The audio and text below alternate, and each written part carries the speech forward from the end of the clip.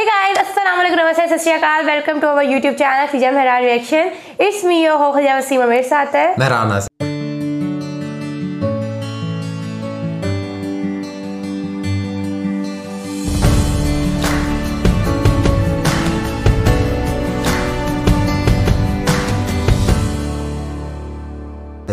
नाज़रीन, पिछले दिनों हमने एक वीडियो भी रिएक्ट किया था और ये था जी कि इंडिया जो है इस चीज़ पे ऑफिशियली प्रोटेस्ट करेगा कि कतर में जो फीफा का वर्ल्ड कप हो रहा है 2022 और उसके अंदर जो है जाकिर नाइक साहब को जो है वो मदऊ किया गया, इनवाइट किया गया और फिर वहाँ पे जो है उन्होंने अपनी एक इस्लामिक जो है तबलीग करना शुरू कर दी, मैसेज लोगों को देना शुरू।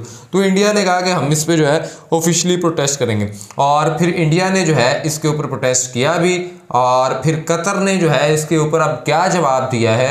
और कतर ने पहले तो ऐसे लग रहा था कि शायद वो कहेंगे ये तो हमारा पर्सनल मैटर है, जो भी है, लेकिन अभी जो है कतर ने रिस्पॉन्ड किया है और फीफा के जो प्रेसिडेंट थे उन्होंने भी रिस्पॉन्ड किया। तो क्या रिस्पॉन्ड किया और किस तरह से बातें हुई और इससे क्या हो सकता है, तो इसके ऊपर हम अपनी राय जो है वो बाद में देंगे, लेकिन वीडियो का लिंक आपको डिस्क्रिप्शन में मिल जाएगा। साथ साथ हमारे चैनल को सब्सक्राइब करें। तो वीडियो को देखते हैं और फिर चलते हैं जी कि क्या सीन होने वाला है।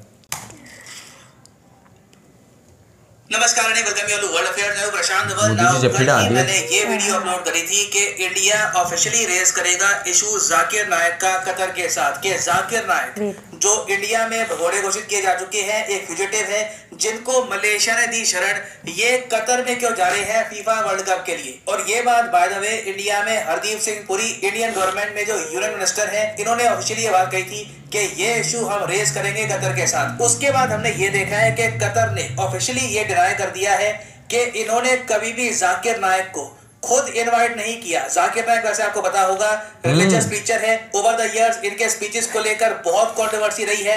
भारत में इनका पीस टीवी बैन हो रखा है। उसके अलावा यूके, कनाडा, वेरियस कंट्रीज में, टोटल 5 कंट्रीज में इनका पीस टीवी बैन है। और कतर ने चुपचाप अपने आप को जाकिर नाइक से दूर कर लिया है। कतर की सरकार ने एटलीस्ट ये कह दिया है कि जाकिर नाइक खुद अपनी पर्सनल कैपेसिटी में वर्ल्ड कप में आए होंगे, वो अलग बात है। इन्होंने जाकिर नाइक को इनवाइट नहीं किया। उसके अलावा मैं ये भी ऐड कर दूं कि जब से जाकिर नाइक कतर में गए हैं ना, तब से इनकी कोई वीडियो सामने नहीं आई है, ना कोई फोटो सामने आई है।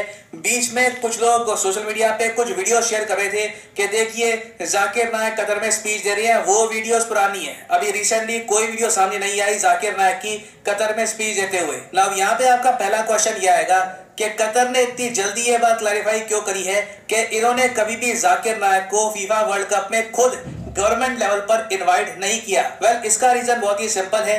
देखो, भारत सरकार आज के समय मैं कहूंगा काफी फ्रेंडली जेस्चर दिखा रही है कतर को इस फीफा वर्ल्ड कप के लिए। हमने रिसेंटली देखा कि भारत के जो वाइस प्रेसिडेंट हैं, इनको कतर में इनवाइट किया गया था वर्ल्ड कप की, फीफा वर्ल्ड कप की ओपनिंग सेरेमनी के लिए। यहाँ पर आप देख पाओगे vice president of India Jagdeep Dhankhar साहब ये गए थे कतर में।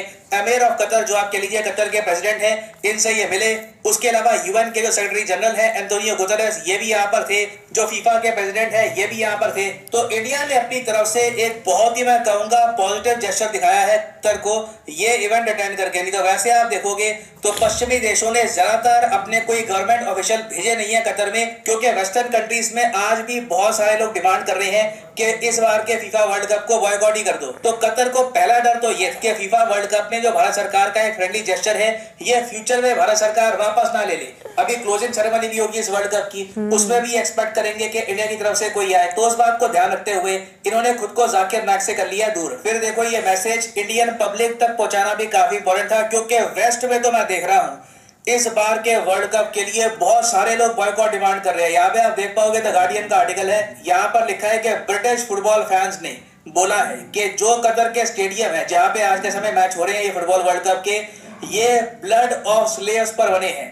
जो गुलाम लेबर कतर ने इस्तेमाल करी है, जो हजारों लोग, जो 6500 लोग मरे हैं इनके स्टेडियम, इनकी सड़कें बनाते बनाते गंदी कंडीशन में, उनके खून से रंगी है ये सब चीजें। तो इसलिए हम इस वर्ल्ड कप को बॉयकॉट कर देंगे। मुझे पर्सनली ना, अब अगेन मैं ये वर्ड यूजुअली यूज करता नहीं हूँ, बट बहुत ज्यादा मैं सैड फील करता हूँ, डिसअपॉइंटेड फील करता हूँ देखकर कि ये इशू अंग्रेज रेस कर रहे हैं, यूरोप के लोग रेस कर रहे हैं। हम इंडियंस में ना, हमारे यहाँ मतलब आप कह लीजिए 1-2% भी कहीं से किसी ने आवाज नहीं उठाई कि 2000 से ऊपर इंडियन जो माइग्रेंट वर्कर्स हैं ये मारे गए इस वर्ल्ड कप में काम करते करते, और कतर ने इन फैमिलीज को कभी भी प्रॉपर कंपनसेशन दी नहीं है। ये शॉकिंग है, ये मुझे लगता नहीं है मैं कभी भूल पाऊंगा। एटलीस्ट हमारी तरफ से कुछ आवाज तो उठती। मैं ये नहीं कह रहा कि कतर के साथ रिलेशन तोड़ दो, ऑब्वियसली नहीं, हम एक रियलिस्टिक दुनिया में रहते हैं, मगर ये बात रेस भी नहीं करी गई इंडिया में। ऑलमोस्ट आप कह लीजिए हमने इसको इग्नोर ही कर दिया था। मगर एक बात है जो गल्फ कंट्रीज भारत के बारे में इग्नोर नहीं कर सकते, वो है भारत की बहुत ही बड़ी कंज्यूमर मार्केट। आप जानते हैं आज के समय बातचीत चल रही है कि गल्फ कोऑपरेशन काउंसिल 6 देशों का एक ग्रुप है। इसमें आपको मिलेंगे UAE, Bahrain, Kuwait, Qatar, UAE, Oman. अभी हाल ही में आपको पता होगा कि यूनाइटेड अरब एमिरेट्स और इंडिया का फ्री ट्रेड डील अब तय हो चुकी है। दोनों ने एक फ्री ट्रेड एग्रीमेंट कर दिया। उसके बाद हमने देखा है कि इसी फाइनेंशियल ईयर में बताया जा रहा है कि इंडिया यूएई का ट्रेड आराम से $88 बिलियन के पार चला जाएगा। कोई बड़ी बात नहीं है कि ये $100 बिलियन के आसपास भी पहुंच जाए। ये आंकड़े देखकर, ये ग्रोथ देखकर बाकी जो जीसीसी कंट्रीज है उनके मुंह में भी पानी आ गया है। वो भी चाहते हैं कि भारत की जो एक ह्यूमंगस मार्केट है वहां पर ये एक्सपोर्ट करे, भारत से पैसा कमाए। और इसलिए इंडिया और गल्फ कोऑपरेशन काउंसिल, जिसके हेडक्वार्टर्स आपको मिलेंगे रियाद, सऊदी अरेबिया ने, दोनों ने रीस्टार्ट कर दिए हैं फ्री ट्रेड एग्रीमेंट पर नेगोशिएशंस। इस पर जो बातचीत है आज से ऑफिशियली स्टार्ट हो चुकी है। और कोई बड़ी बात नहीं है कि बाकी सब जीसीसी कंट्रीज ने कतर को स्पेसिफिकली बोला हो कि इंडिया के साथ किसी भी इशू पर रिलेशंस खराब मत कर देना, क्योंकि इससे पहले गल्फ कोऑपरेशन काउंसिल ने 2006-2008 के आसपास कोशिश करी थी कि इंडिया के साथ ये एक एफटीए साइन कर ले। उस वक्त बातचीत टूट गई थी। और अब जो फायदा देख रहे हैं ना ये लोग, यूएई उठा रहा है, सेम फायदा उठाना चाहता है सऊदी अरेबिया, कतर, बाकी ओमान वगैरह सारे देश। They are desperate for Indian market, क्योंकि यूरोप, यूके वगैरह, आप यूएस देख लो, हर जगह ग्रोथ है नहीं, सिर्फ इंडियन कंज्यूमर है जो लगातार ग्रो कर रहा है। और ऑफ कोर्स मुझे यहाँ पर ऐड करना पड़ेगा कि इंडिया का भी यहाँ पर बेनिफिट ये होगा कि बहुत सारे और इंडियंस को काम करने का मौका मिलेगा गल्फ कोऑपरेशन काउंसिल की कंट्रीज में। ऑलरेडी इंडिया $87 बिलियन के रेमिटेंसेस कमाकर वापस अपनी इकोनॉमी में लेके आता है। ये आंकड़ा आराम से इन द फ्यूचर 100 से लेकर $120 बिलियन के आसपास पहुंच सकता है। उसके अलावा मान लीजिए कल को अगर हम पाकिस्तान ऑक्यूपाइड कश्मीर में कुछ कार्रवाई करते हैं, उस वक्त जीसीसी कंट्रीज बिल्कुल चुप रहेगी, क्योंकि भारत पर निर्भरता इनकी कई गुना बढ़ चुकी होगी। तो ये फैक्टर भी हम इग्नोर कर नहीं सकते। मगर मेरा मानना है कि जो इंडिया की इकोनॉमिक इंपॉर्टेंस है आज के समय, ये सब यूज करके इंडिया आराम से 2 जो बड़े इश्यूज है कतर के साथ ये रिजॉल्व करवा सकता है परमानेंटली।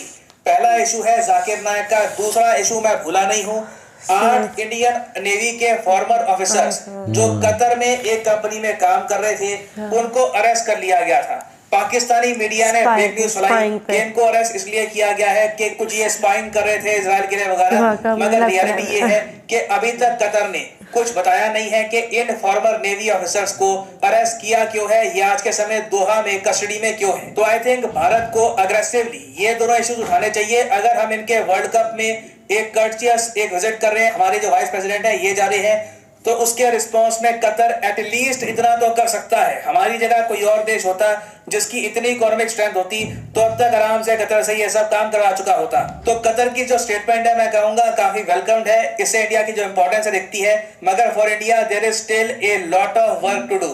और फाइनली यहाँ पर मैं ऐड कर बच्चों से पहले आप बताओ।